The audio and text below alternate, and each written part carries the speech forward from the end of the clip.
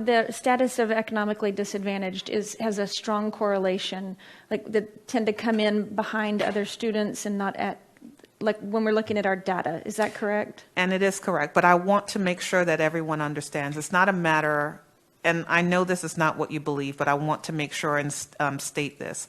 Oftentimes when we're talking about how different student groups are doing, I always feel that sometimes we may fall into the trap of people saying, because a student shows up as this, that this thing, my skill color or my language, is what makes it harder for me to learn. And I know that's not what you're saying, but I want to make sure that the audience is understanding that. And that is not usually the case. It's a matter of, usually, if I do not have someone who has had that experience to order to give me that information, I don't have that access to information at the same rate that other students have access.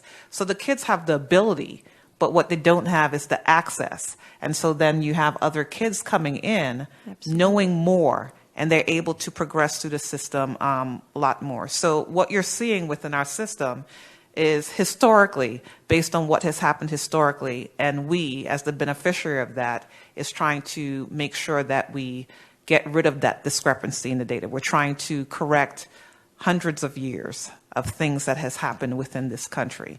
And so I want to make sure that everyone knows this is no small task.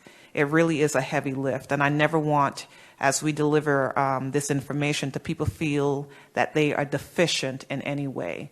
They are inheriting something, and as a school district, we see it as our responsibility to make sure that the promise that we give in public education, they're able to access that and take advantage of that based on everything we have to offer. So I want to make sure that everyone understands that. We're not saying if I'm poor, I don't have the ability to achieve. What we're saying is oftentimes you're coming in with not as much access to information, and that lack of access is oftentimes what we see is that is limiting. That's why this is so important. If you teach the parents, and the parents then can do those skills that other people have already figured out you need to do, they're able to give their kids a leg up.